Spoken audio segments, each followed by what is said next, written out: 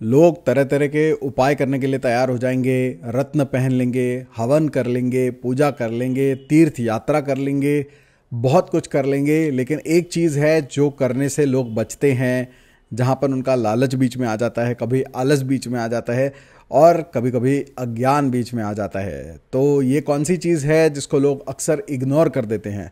वो है दान करना, चैरिटी करना, डोनेशन करना, महादान। पिछली बार मैंने बताया आपको पिछले वीडियो में, आज बताऊंगा कि दान का महत्व क्या है और कितना है। दान जो है एक बहुत ही इग्नोर्ड, आप कह सकते हैं, एक चीज़ है आजकल के ज़माने में, क्योंकि लोग दान करना नहीं चाहते, वो सिर्फ प्राप्त करना चाहते हैं। यानी कि लाभ चाहिए लोगों को, सिर्फ टेक पे ध्यान है, गिव पे ध्यान नहीं है।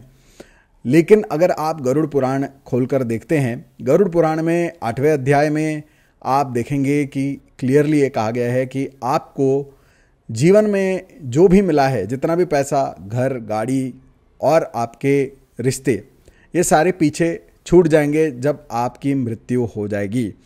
मृत्यु के समय इनमें से कोई भी चीज़ आपके साथ में नहीं आने वाली है। लेकिन एक चीज़ है जो आपके साथ जन्म जन्मांतर तक आपके साथ आती है, और वो है आपके पाप और आपके पुण्य। तो पाप और पुण्य आपके साथ हमेशा आते रहेंगे, और अगर आप पुण्य नहीं कमाएंगे तो आपकी जो यात्रा है आफ्टर लाइफ की, यानी कि मृत्यु पश्चात आप जब यमलोक की तरफ जाते हैं, वो जो यात्रा है आपकी, वो बड़ी कठिन हो जाती है जब आपके पास पुण्य नहीं होते और सिर्फ पाप होते हैं।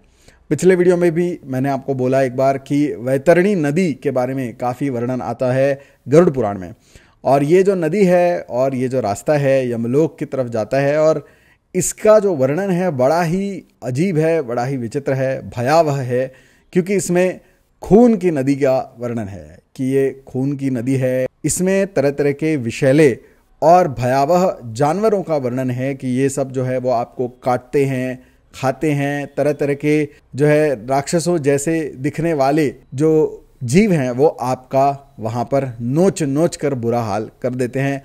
वहाँ पे पानी ऐसा होता है जैसे कि उबलता हुआ घी हो, और वहाँ पे धूप इतनी होती है कि मानो आपको किसी कढ़ाई में जो है उबाला जा रहा हो। तो इसीलिए वो जो यात्रा है आपकी, वो कभी भी अच्छी नहीं होती अगर आपके पास पुण्य नहीं होता है। तो ये गरुड़ पुराण के 8वें अध्याय में आपको बहुत इसका लंबा चौड़ा वर्णन मिलेगा। मैं यहाँ पे पूरा विस्तार से नहीं बता रहा हूँ। गरुड़ पुराण में 7 प्रकार के दान भी बताए गए हैं, जिसमें से कुछ दान मैं आपको बता चुका हूँ। सबसे ऊंचा दान उसमें से है गो प्रदान, यानी कि गाय का दान करना। उसके बाद ज़मीन का दान, भूदान करने के लिए कहा गया है। उसके बाद जो है सोने चांदी के दान के बारे में बात की गई है। उसके बाद अन्न दान की बात की गई है, और भी जो है उसमें दान बताए गए हैं, जैसे कि कपड़ों का दान करना। तो ये जो सारी चीज़ें होती हैं, चाहे आप अनाज दान करते हैं, अन्न दान करते हैं, कपड़ों का दान करते हैं, सोने चांदी का दान करते हैं। उसके बाद कुछ जगहों पे आपको दिखेगा कि वहाँ पर छाता दान करने के लिए, चप्पल दान करने के लिए और ऐसी चीज़ें भी कही गई हैं। तो ये सारी चीज़ें इसलिए कही गई हैं क्योंकि गरुड़ पुराण में ये कहा गया है कि जो भी आप दान करते हैं वो सारी चीज़ें मल्टीप्लाई होके, अनेक होकर आपको आपके आफ्टर लाइफ में मिलती हैं। यानी कि जब आपकी मृत्यु हो जाती है और आपका सूक्ष्म शरीर, आपका जो आत्मा है, वो जब यमलोक की तरफ अपनी यात्रा शुरू करता है, तो वो जो यात्रा है उसमें ये सारी चीज़ें आपको अनेक गुना होकर मिलती हैं, और अगले जन्म में भी आपको ये सारी चीज़ें अनेक गुना बनकर आपको मिलती हैं। ये जो पुण्य है ये कई गुना होकर आपको मिलता है। तो इसीलिए ये सारे दान कहे गए हैं गरुड़ पुराण में। गरुड़ पुराण के साथ साथ मत्स्य पुराण अगर आप पढ़ते हैं तो मत्स्य पुराण में आपको षोडश महादान के बारे में कहा गया है। षोडश महादान में बहुत ही बड़े बड़े दान हैं। ये तो सामान्य लोगों के लिए पॉसिबल ही नहीं है आज के ज़माने में, लेकिन जितने भी राजा महाराजा हुए हैं, भगवान श्री कृष्ण, राजा श्री राम से लेकर के अभी विजयनगर एम्पायर तक आप अगर पढ़ते हैं तो राष्ट्रकूट, चोल और ये सारे पांड्य, ये सारे जो राजा हुए हैं भारत में, उन्होंने ये षोडश महादान करने की कोशिश की है या किए हैं सभी ने। और एक अच्छा राजा होने का लक्षण ये होता था कि ये षोडश महादान वो अगर करता है तो एक अच्छा राजा माना जाता था। इसमें गो सहस्त्रदान कहा गया है। गो सहस्त्रदान का मतलब है कि 1000 गायें आपको दान करनी होती हैं, असली की गायें दान करनी होती हैं। भगवान श्री कृष्ण ने हजारों गायें दान करने के बारे में आपको पढ़ने को मिलेगा भागवत महापुराण में। तो दान करने का महत्व जो है वो बहुत ही ज़्यादा है। यहाँ तक कि राजा और महाराजा भी बड़े बड़े दान किया करते थे। तो गो सहस्त्र दान, जैसा मैंने कहा कि 1000 गायें दान करनी। उसके बाद उसमें कहा गया है कि आपको तुला दान करना है। तुला दान यानी कि आपके वजन के बराबर आपको दान करना है, और ये भी एक बहुत बड़ा दान कहा गया है। इसके अलावा जो है सुवर्ण घट यानी कि हिरण्य गर्भ कहा जाता है, उसको सोने का घड़ा बनाकर उसका एक पूरा विधि विधान होता है, हवन इत्यादि होता है, उसके बाद उसको दान किया जाता है। उस सोने के घड़े में अंदर जो है रत्न और घी और बहुत सारी चीज़ें उसके अंदर भरी हुई होती हैं, उसको दान किया जाता है। तो वो भी इन 16 महादानों का एक भाग है। और भी बहुत सारे उसमें ऐसे दान हैं जो आगे मैं वर्णन नहीं करूंगा, क्योंकि वो बहुत ही ऊंचे, बहुत ही महंगे और बहुत ही बड़े दान हैं, लेकिन राजा और महाराजा इनको करते थे। और इसके उदाहरण, इसकी कहानियां आपको पढ़ने को मिलेंगी। बिल्कुल राम जी से लेकर, कृष्ण जी से लेकर अभी तक जितने भी हुए हैं राजा महाराजा, उन सभी ने इनमें से कोई ना कोई एक दान या 2-3 दान या 16 के 16 दान जरूर किए हुए आपको मिलेंगे।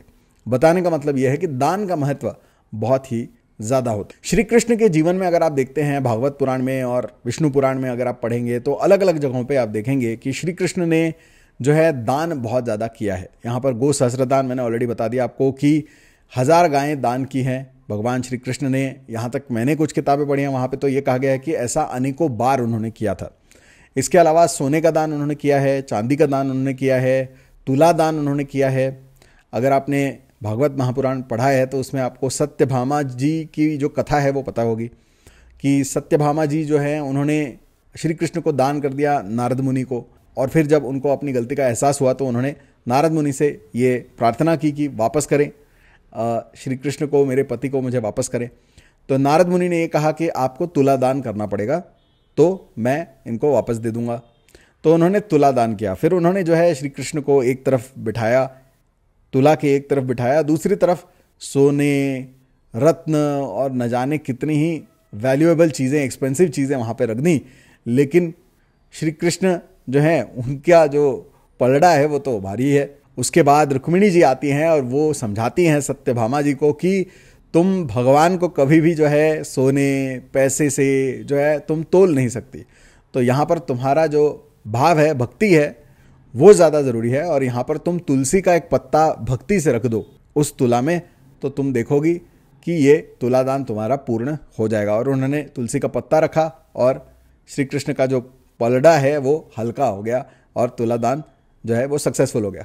तो यहाँ पर तुला दान की बात हो रही है, तो श्री कृष्ण ने तुला दान करने के भी आपको 2-3 रेफरेंसेस मिल जाएंगे। तो दान का महत्व बहुत ज़्यादा है, आफ्टर लाइफ में यही काम आएगा। और यहाँ तक कि इस जीवन में हम कई तरह के उपाय करते हैं, पूजा पाठ करते हैं, टोने टोटके करते हैं, बहुत कुछ करते हैं, लेकिन इन सारों में सबसे ऊंचा है दान।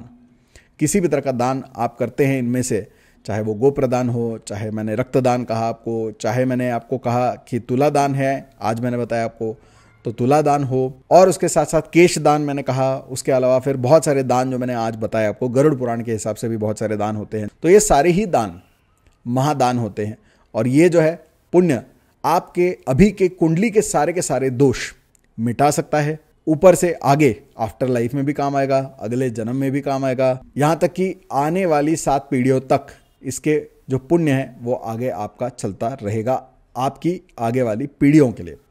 तो ये जो पुण्य होता है वो बहुत बड़ा होता है। दान, ऐसा कहते हैं कि जब आप दान करते हैं, स्पेशली इनमें से कोई महादान करते हैं, तो ये जो दान होता है इसका 25% पुण्य आपके प्रारब्ध दोषों को मिटाने के लिए लग जाता है।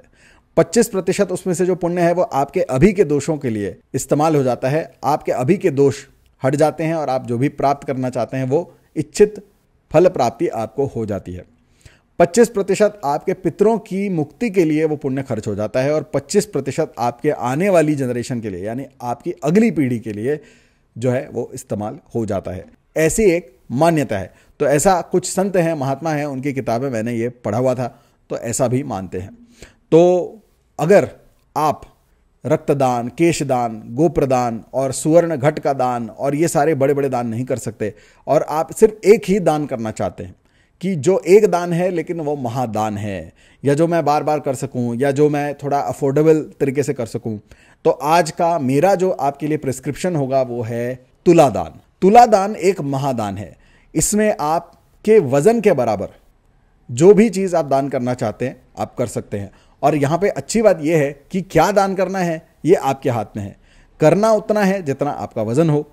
तो यहाँ पर आप जो है चीनी भी दान कर सकते हैं, गेहूं भी दान कर सकते हैं, चावल भी दान कर सकते हैं, किताबें भी दान कर सकते हैं। आप जो है, कुछ लोग होते हैं जो भगवत गीता का दान करते हैं, मतलब अपने वजन के बराबर भगवत गीताओं की कॉपीज वो दान करते हैं, तो ये भी कर सकते हैं। आपको अगर कॉपी किताब बच्चों को, गरीब बच्चों को बांटनी है तो अपने वजन के हिसाब से आप उतनी कॉपी किताब बांट सकते हैं।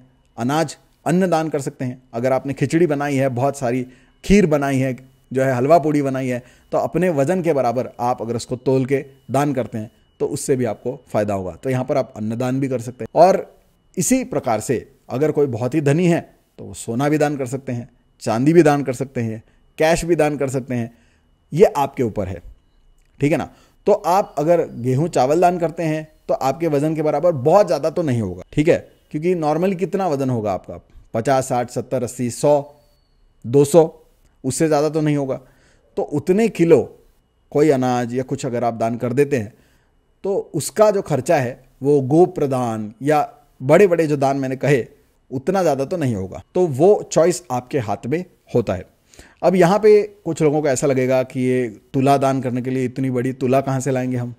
तो ऐसा है कि आप अगर तिरुपति के मंदिर में जाते हैं, बालाजी, वहाँ पे तुला दान होता है। मेरे ख्याल में साउथ इंडिया के बहुत सारे मंदिरों में तुला दान किया जाता है, तो वहाँ पे आपको ये तुला मिल जाएगी, तो वहाँ जाके आप कर सकते हैं। दूसरा ये है कि जो इस्कॉन है अभी, international society of Krishna consciousness, तो उनके यहाँ ये तुला दान का बहुत महत्व होता है, तो वो भी वहाँ पे जाके आप कर सकते हैं। हालांकि वहाँ पे कौन सा आइटम आप डोनेट कर सकते हैं इसकी जो आज़ादी है वो आपके पास नहीं रहती शायद। जो मैंने सुना है वो ये है कि जब आप इस्कॉन में दान करते हैं तुला दान, तो वहाँ पर वो अपने हिसाब से कुछ रख देते हैं। आपका चॉइस सिर्फ इतना होता है कि आपके वज़न के मुताबिक आप उतना डोनेट कर सकते हैं। तो कभी कभी वो अपनी किताबें भी वहाँ रख देते हैं और वो डोनेट कर देते हैं। तो बेटर ये रहेगा कि आप जो है किसी मंदिर में करें, इस्कॉन में आप पूछ के देखें कि आपके मन मुताबिक कोई चीज़ अगर आप दान करना चाहें तो क्या वो लोग आपको दान करने देंगे। अगर वो करने दे रहे हैं आपके चॉइस के हिसाब से तो फिर अच्छी बात है, आप इस्कॉन में भी कर सकते हैं या साउथ की किसी मंदिर में कर सकते हैं। उसके आगे जाके और एक चीज़ मैं ये कहूँगा कि उससे भी आसान चीज़ है। तुला दान का मतलब ये नहीं है कि तुला पे जाके बैठना ही है आपको। कहने का मतलब है कि आपका जितना वज़न है उतना आपको दान करना है। तो आप अपना वज़न पता करिए, अपने वज़न में +5 kg आप ऐड कर दीजिए, 5 किलो एडिशनल, ताकि कुछ भूल चूक हो तो वो कॉम्पेंसेट हो जाए, और उतना आप दान कर दीजिए। तुला पे जाके बैठने की ज़रूरत नहीं है। तो यहाँ पर आप अपनी मर्ज़ी से कर सकते हैं। जैसे कि कुछ लोग होते हैं जो अनाज डोनेट करते हैं, कुछ लोग जो है तेल वगैरह होता है, खाने का तेल लोगों को लगता ही है तो गरीबों में बांट देते हैं उतना तेल। तो अगर आप 80 किलो के हैं तो 85 किलोस का सामान आपको दान करना है। अब ये क्या डोनेट करना है आपको, ये आप खुद अपने हिसाब से डिसाइड कर सकते हैं। ये हलवा पूड़ी भी हो सकती है, गेहूं और चावल भी हो सकता है, आटा भी हो सकता है। आप जो है लस्सी, दही, छाछ इत्यादि भी डोनेट कर सकते हैं। अन्नदान दूसरे किसी का भी कर सकते हैं। और अगर आप चाहें तो जोशी के पास जाइए, वहाँ जाकर पता करिए कि आपके लिए कौन सा ग्रह और किस ग्रह का दान अच्छा है, किस चीज़ का दान अच्छा है।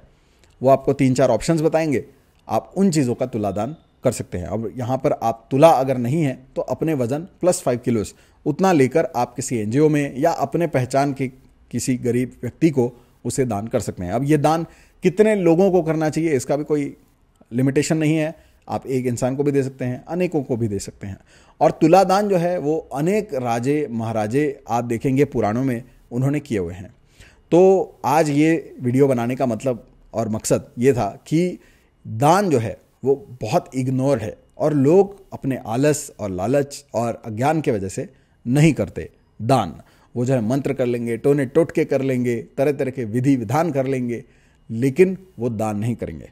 लेकिन दान जब आप करते हैं तो आप अपना लालच, अपना अहंकार, आपका मटेरियल अटैचमेंट, जो आपकी वासनाएं हैं, उन सबको आप एक चुटकी में दूर कर देते हैं। और इस वजह से आपकी जो आत्मा है, सूक्ष्म शरीर है, आपकी ऑरा है, वो तुरंत जो है वो हल्की हो जाती है, साफ हो जाती है, और आपका पुण्य तुरंत बढ़ता है, पाप तुरंत घट जाता है ऑन द स्पॉट। तो इसीलिए दान एक इम्पॉर्टेंट चीज़ है। और इनमें से भी जो महादान मैंने कहे वो और भी ज़्यादा इंपॉर्टेंट है। पिछला वीडियो देखिए, उसमें 3 महादान बताए। आज का महादान है तुला दान, तो ये भी आप कर सकते हैं। तो जिनको वो 3 महादान नहीं हो पा रहे हैं जिनसे, क्योंकि वो एक्सपेंसिव हैं, तो ये एक ऑप्शन है आपके लिए तुलादान, जिसमें आपके पास थोड़ी फ्लेक्सिबिलिटी रहती है कि आप अपने बजट के अनुसार जो आइटम है उसको चूज करके इसको कर सकते हैं। तो तुलादान, महादान और इन जनरल दान, चैरिटी, डोनेशन आपको हमेशा करते रहने चाहिए। अब प्यासे को पानी पिलाना हो, भूखे को खाना खिलाना हो, या ज़रूरतमंद को पैसा देना हो, दवाई देनी हो, या और भी सारे दान जो मैंने आपको गिनाए, कोई भी आप कर सकते हैं, या आप अपने एस्ट्रोलॉजर को पूछ के उसके हिसाब से कर सकते हैं। और दान करते रहने से आपके जीवन में कुंडली के दोष, वास्तु के दोष, पितरों के दोष, आने वाली आपकी जो संतान है उनके दोष, आपके आने वाले जितने भी जन्म हैं उनके जितने भी पुण्य आपका ज़रूरी है वो आपको मिल जाएगा, पिछले जितने भी जन्म हुए हैं उनके सारे दोष, और आफ्टर लाइफ सारी की सारी प्लानिंग हो जाती है। जितना पाप आपने किया है वो घटता चला जाता है, पुण्य बढ़ता चला जाता है, और आपका जीवन अभी अच्छा हो जाता है, आफ्टर लाइफ में भी अच्छा होगा, आफ्टर लाइफ के बाद कोई लाइफ होगी तो वो भी अच्छा होगा। और अगर आप महादान करते रहते हैं तो ऐसा कहते हैं कि आपकी मोक्ष ही आपको प्राप्त हो जाता है। तुलादान जो है वो इतना अच्छा माना गया है कि भागवत में, विष्णु पुराण में ये कहा गया है कि तुलादान करने वाला जो पुरुष है वो वैकुंठ की प्राप्ति करता है, विष्णु लोक में निवास करता है, यानी कि उसको मोक्ष प्राप्त हो जाता है। तो जो तुलादान करते हैं वो विष्णु लोक में जाते हैं, और बेसिकली जो विष्णु लोक जाते हैं वो वापस नहीं आते हैं। तो इसीलिए ये दान जो है बहुत इंपॉर्टेंट है।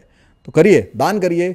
ये अध्यात्म का एक बहुत ही इंपॉर्टेंट चैप्टर है जिसको लोग इग्नोर करते हैं अक्सर। ये गलती मत करिए, दान करिए और पुण्य कमाइए, क्योंकि मरने के बाद ये पुण्य ही साथ में आने वाला है। आपका बैंक बैलेंस और एफडी और बच्चे और बीवी और पति और ज़मीन और जायदाद ये सब साथ में आने वाला नहीं है, सिर्फ पुण्य साथ में आने वाला है।